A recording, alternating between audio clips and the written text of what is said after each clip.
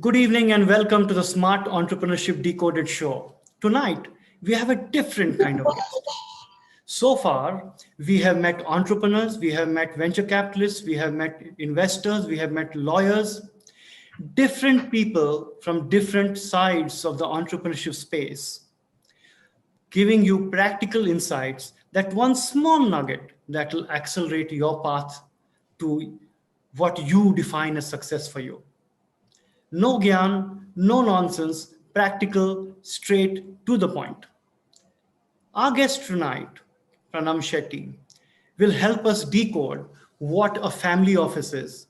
And of course, he's more than a family office. He runs other funding firms. He's had an illustrious career. He comes from one of the top management schools of the world.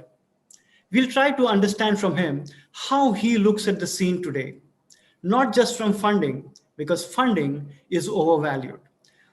Most people in India, I'm surprised, think funding is a birthright, but from the age group I come from, even entrepreneurship was looked down upon. I would get a tight slap from my father if I said I wanted to be an entrepreneur instead of an engineer and doctor. For him, me becoming a chartered accountant was a huge climb down in society. But today, entrepreneurship is socially not only accepted, but celebrated. And most entrepreneurs actually need advice, not funds, but they think funding is a birthright. So let's welcome Pranam Shetty tonight and talk to him and see what his views are on some of these aspects. Welcome, Pranam. Thank you so much, Nalin. I hope to live up to your description of myself, and it's really an honor to be chatting with you. I'm an admirer of how you steer these conversations and look forward to having a meaningful conversation today. Thank you. Actually, I was speaking to you before the show and I was telling you that I like the way you approach deals, right? I have watched you at India Fund Fest, and there are investors of all kinds. There's no right or wrong. Everybody has their philosophy, everybody has their way, everybody looks at things their own way. But your way is quite aligned to mine, which says, I may be wrong, but I'm not confused. This is my comfort zone. This is my investment philosophy. This is the way I engage with an entrepreneur. Either you're on or you're off. And you have a very hands-on approach to that, and I love that. But before we get into that, entrepreneurs hear about HNI, high net worth individuals. They hear about angel investors. They hear about VCs, PE funds, SPACs, all of that. But a newer phenomena, especially for India, which has caught on quite a bit, because now I hear there are 800 of them, is what is called a family office. Right. What is a family office? Talk us through that. Absolutely. I mean, at the end of the day, it's an investment management vehicle. Okay. And it can come in several different forms. But typically it gets established by traditional business houses, newer entrepreneurs, new age entrepreneurs who've had an exit, or celebrities who manage their own wealth. They appoint someone to steward their wealth, or they invest themselves. So it's a way to aggregate your assets, to allocate capital, manage your portfolio, and then hopefully pass that to the next generation in an efficient manner. So of course, there are several legal structures that can let you manage the family office better. We've sort of stuck with a very simple structure. We have a loose syndicate of holding companies that allow us to deploy capital as and when liquidity is available in any of these structures. And that's how we operate. Few other family offices may operate a little differently, but I'm happy to take questions on that. So these are not like alternate investment funds or something. These are more like LLP kind of structures, are they? Yeah, they could be AIFs, and a lot of family offices have gone down that path. In our case, because we had legacy businesses, especially in the financial services and real estate domains, it was simpler for us to continue investing from those holding companies, right? There was a reserve of cash available, and it was easier to deploy through those entities. A lot of others tend to restructure their family office in terms of either a trust or an AIF.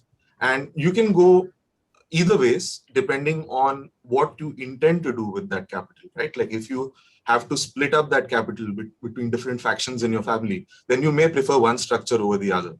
Okay. But of course, if you're looking to pass on generational wealth, in an efficient manner, probably an AIF or a trust structure might work best for you. So an AI yeah. for a family office typically brings in a professional manager to run it, right? But is it all about startups, or do they have a diversified portfolio? I mean, do they have other aspects to the family office? The answer would depend from family office to family office, but most family office tend to have a very diversified portfolio. In our case, for example, because of our legacy involvement in financial services and public equities markets, our original portfolio skewed heavily towards traditional asset classes, bonds, other fixed income products, real estate, public equities. But lately, we've diversified into alternative asset classes as well. We haven't gone to the extent of investing in Bitcoins and other cryptocurrencies yet, but these are all ways and means of diversifying your portfolio. There's derivatives, of course. And depending on the risk appetite of the family office and the needs of the family, the liquidity requirements over a period of time, that asset allocation may vary over a period of time. So, now, of course, there are varied numbers. The last number I read was there are 800 odd family offices in India. It probably is much more. Right. Because many things in India are underreported in such aspects. Right. But in your experience, I'm not asking about your family office. That's all confidential information. But in your experience, what percentage do you think family offices generally look at startups? Is it 10, 20, 30? I mean, what is that kind of average that they would look at unlisted startup investments? I think things started changing in the last 5 to 10 years, right? Probably family offices as a phenomenon itself was not necessarily, not necessarily something that people pursued. It was a Western concept. When it came to India, it was typically the traditional structures, much like ours, that deployed capital. And we've been doing this for 20 odd years.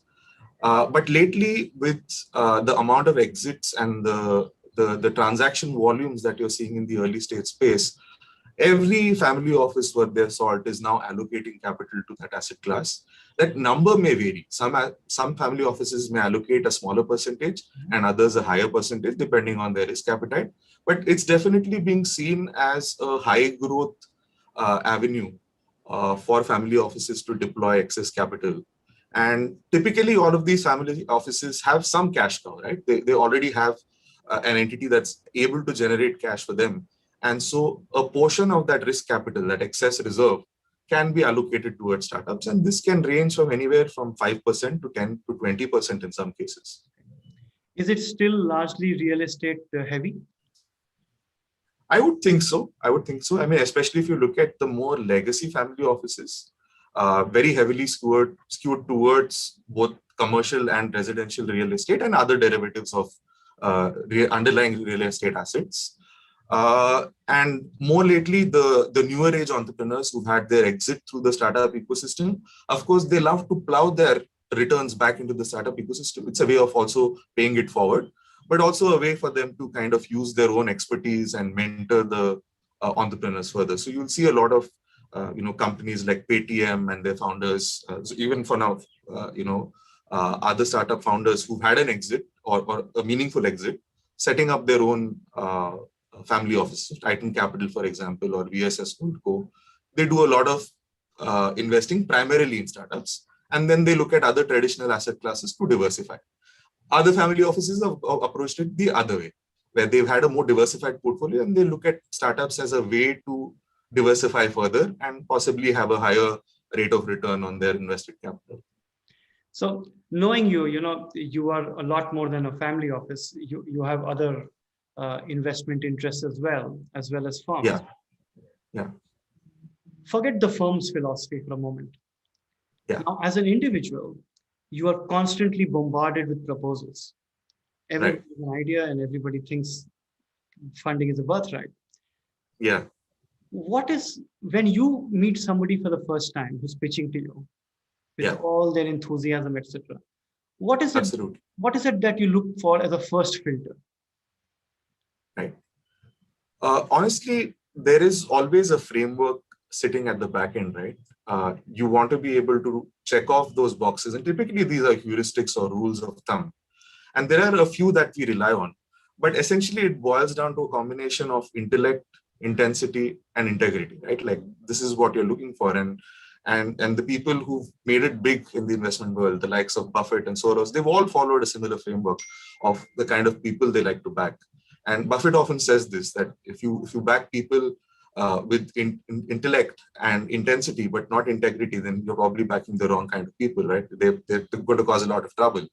So intellect in its variety of forms, right? You want people to have that emotional intelligence to lead their team the right way, the ability to connect the dots of their past experience and to bring unique insights into the industry that they're exploring, intensity to be able to be persistent, resilient in the times of hardships, to be able to steer the company in the right direction, and the integrity to do things the right way, right? As an investor who's looking from the company from the outside, you want someone who's going to uphold the interests of the minority shareholders as well as their partners.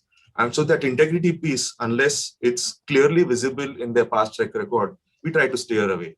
I mean, you don't want to be, having nightmares or thoughts about how your money is going to be managed, especially in these cases. And so you want to be able to partner with someone that you are comfortable with, that you have that rapport with, and that's great, especially important for us. So nothing too complicated. We keep it simple. We do have a framework, a matrix that we follow, but it's very straightforward rules of thumb. It's actually very well said. Intensity, every entrepreneur comes and tries to show as much as they've got. Yeah. Intellect is a matter of judgment, especially the filter. And integrity in India and a lot of other countries, especially India, where jugaad has become a fashion, gets a bit fuzzy. Yeah.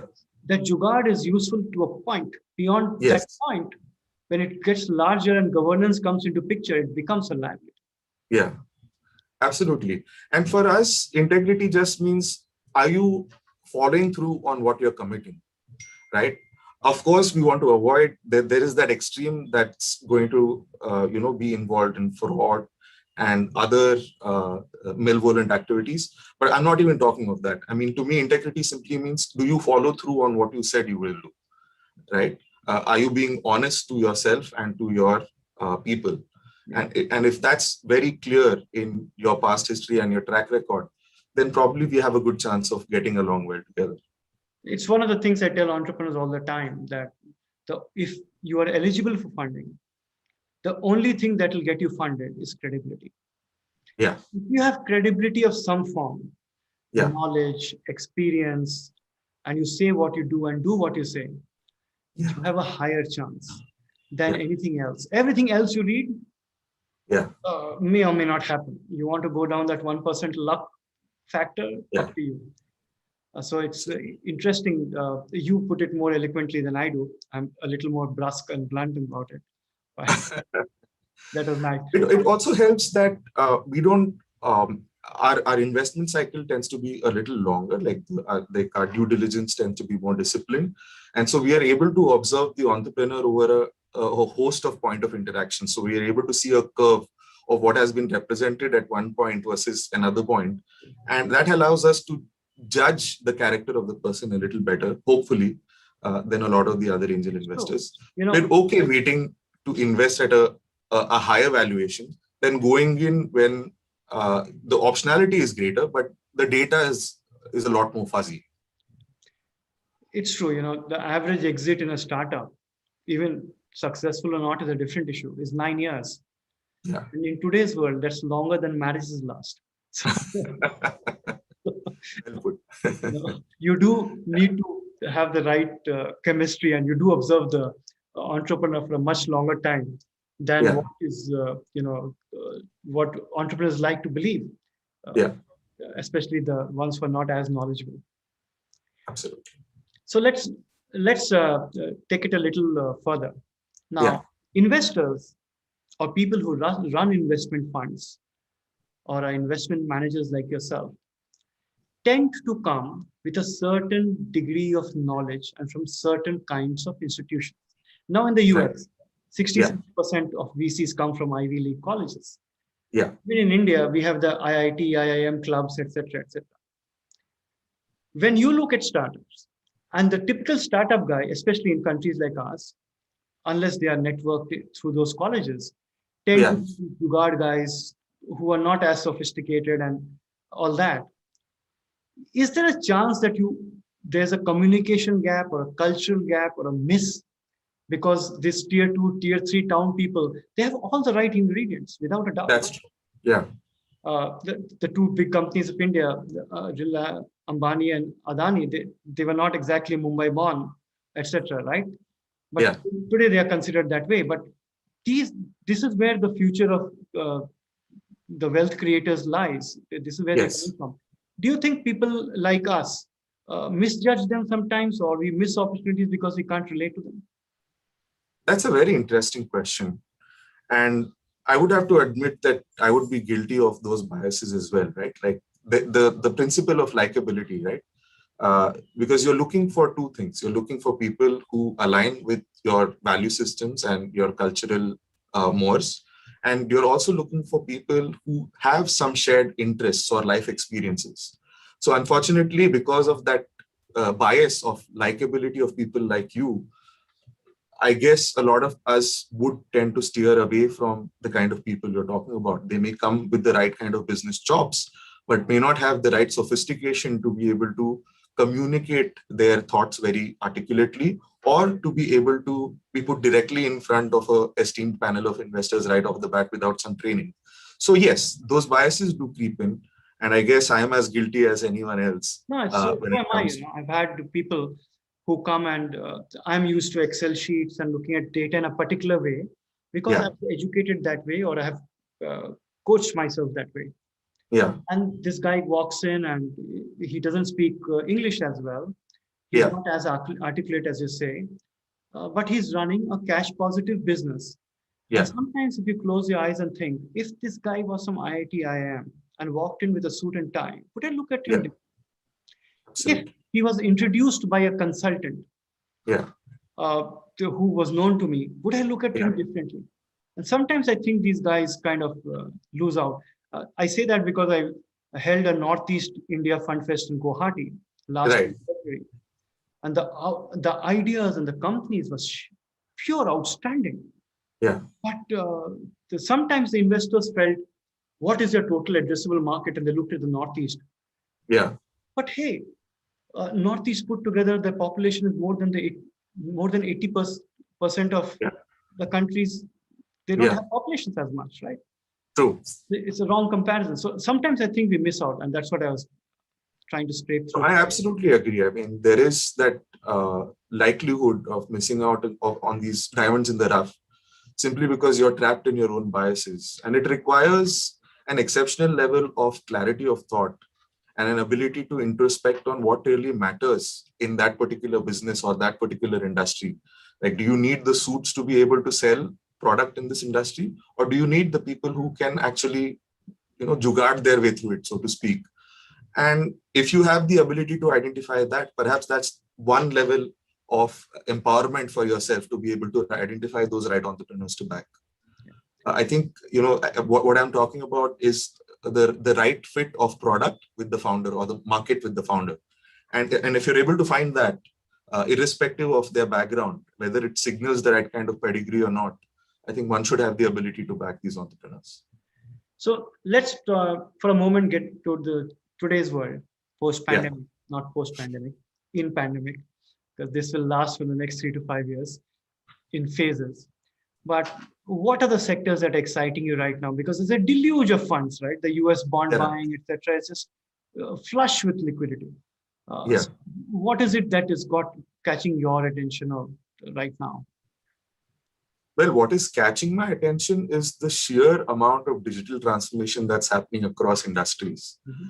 And simply put, I want to be able to invest in companies that are enabling that digital transformation and that can have that horizontal play in a specific industry. So, for example, one of the companies we invested in the recent past, they digitized the entire insurance broking industry. Now, as you know, in the insurance world, there are a lot of D2C companies that have come up, and they've, of course, raised a huge war chest from significant VCs. And here comes along a company that says, hey, wait, I have a counterintuitive approach. Here is $100 billion industry of insurance broking that is being threatened by these D2C companies. How can we make them more future ready? How can we transform that industry and give them the right kind of toolkit to be able to contend with these D2C players, right? And so a lot of such digital transformation is happening across the spectrum. And we want to be able to identify these enablers, whether it's in insurance, whether it's in payments, whether it's in e-commerce, social commerce, and we want to be able to back them. Have we found the right kind of company yet? Probably not, but the thesis is already in place. Very similarly, we are looking at media and entertainment and how AI is actually shaping consumer choices in consuming content and being able to become owners and creators of that content. Have we been able to figure out the right kind of business models that would go with these new customer trends?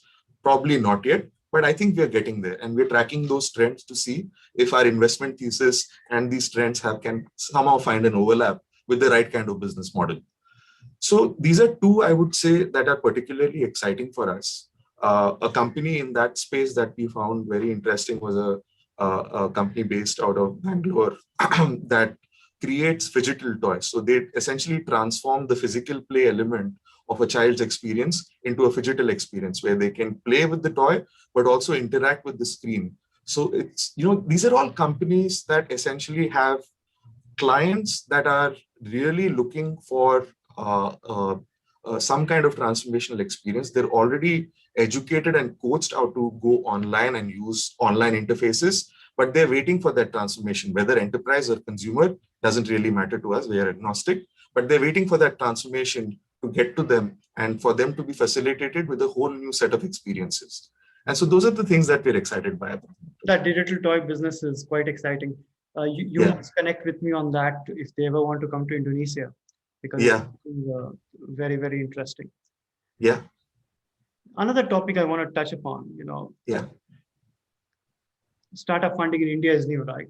10 years, 15 years max, early stage funding and all that. It has been more mature in the US, Europe, etc. Yeah. A lot of the funds are US, Europe based. And now, of course, China is coming up and India will also come up, etc. Do you see a fundamental difference in which an Indian fund looks at the opportunity versus a foreign fund? It's not just about the size of investment, but just look at it. Do you see a difference there? I guess the difference is in the expectation of returns, right? I mean, especially these foreign funds which are raising dollar-denominated capital, the expectation of return in their markets perhaps would be a lot different than when they look at maybe an Indian or an Indonesia, because these are emerging markets. What is it? So, is it a more patient return they expect or what? Is it patient capital or impatient capital? It would depend from fund to fund. I mean, I would not want to... Your experience. Yeah, my experience has been that they're looking at deploying capital with the intent of returning capital maybe in 7 to 10 years. Okay. And unfortunately, while in the Western world, that would be true. A lot of these businesses would be, because the infrastructure is already in place, right? Like if you look at India, the e-commerce, the logistics, the payments infrastructure is still just falling in place. And on top of that, you're having these D2C brands getting enabled. In the US, that was the case 10 years ago. And so you could pump in money into a D2C brand and see them expand to a $100 million business in 5 to 7 years. In India, that's going to take a lot more longer. You're seeing the example of companies that are getting listed and they've still not hit that mark, right? Like some of them are still not cash positive. They've IPO'd, but they're still burning through hundreds of crores of investor money in the hope that in the future, some vertical that they build does generate positive cash flow. And that's not happened yet. And so I do feel like there is that difference in timelines. I think an Indian investor tends, especially an institutional investor, understands how tough it is to build a business in India. And the timelines there tend to be a little longer. You're talking 10 years plus. Whereas some of the foreign funds, they come in and they look for 7 to 10 year exits. And sometimes that's not always possible. Coming to the entrepreneur side of it, do you feel sometimes, in India, now each one of our cities has got a population and market size larger than 80% of the countries of the world, right? Do you think entrepreneurs try to shoot for too much when they say, I will go national or statewide? Global is another thing altogether. But Yeah. rather than dominate one scaling unit like the city or the neighborhood, for example, I ask many entrepreneurs, how come you have 3,000 Facebook friends but only 100 customers? Things like that. Yeah. Do you think they're shooting for too much when they talk national, etc.? They don't know what they're talking about. I think there is an interesting paradox there, because of course you want them to be highly ambitious and you want them to create a vision that can scale across state and national borders in the future. But at the same time, you want them to have that hyper focus, especially at the early stage, to be able to prove out their early hypothesis on either the product or the market, and then slowly expand into adjacent markets from there, right? I guess it's because of the ease of availability of capital today that these ambitions can catch that fire. I mean, it just adds fuel to that fire, right? That kind of creates a sort of misalignment of incentives between the entrepreneur and the investor, because the entrepreneur is always looking for more capital because of greater and escalating ambitions. But the investor sometimes is looking for either growth or profitability, depending on the kind of the investor. And that's why you need the right fit of entrepreneur and investor, depending on the ambition. There is this interesting rule of 40, right? Like if you want your growth rate to be 40, then you have to expect your profit to be below 0. So depending on what kind of growth or profitability levers you want to pull, perhaps that ambition may be justified, perhaps not. But for certain, you want them to be hyper-focused in those early stages, at least until they achieve product market fit. After that, hyperscaling is definitely a possibility. You just need the right kind of investor to back you. Very often, entrepreneurs don't understand that the investors or the funds are under more pressure to find the right entrepreneur than they are to find the right investor. Oh, very true. Yeah. So, okay. I'm going to come to my last question, and it's got nothing to do with work. Most entrepreneurs feel that or believe that success in life for them means getting rich and having a lot of money, etc., etc., etc. Yeah. Now, for fund managers who are dealing with money every day, doesn't mean you are necessarily rich yourself, but you're dealing in money every day, but you're perceived to be rich. Yeah. What is success for you? What do you think as I will be successful when I get to this? I think for me, it's about financial independence at the end of the day. And financial independence, honestly, has nothing to do with money, right? It's about the independence you have with your time. There are 3 things that I would never risk in the pursuit of financial independence. One is my family, one is my freedom, and one is my reputation. And outside of that, if I can achieve financial independence, which is to me, the ability to allocate my time however I choose fit, whether I want to allocate time to my family, whether I want to allocate time to my business, or whether I want to allocate time to social or my friend circle, I should have that freedom. That to me is success. The day I'm able to say that I have achieved that position in my career, I would think I'm successful. I don't necessarily quantify it with a numerical value. I prefer to think of it as how am I able to utilize my time on a day-to-day basis in a manner that I see fit. And if on a daily basis, I'm able to wake up and feel excited about going to work, then I think that's a perfect marriage of work-life balance, and that's success too. Such a non-millennial and non-sexy answer, but it's a true answer. I truly believe those are the values you should live for. Money is a commodity. It will come and go. Everything else will last. And you said tick the right boxes, family, reputation, things like that are what you live for. Everything else will come and go. Yeah. Pranam, it's been an absolute pleasure having you. Thank you for having me. Very insightful and very candid answers. I couldn't have asked for more. Thank you very much and have a great evening today. Thank you, Nalin. Thanks for having such insightful questions and making me reflect on some of my thought processes. It's been a pleasure. Thank you. Take care.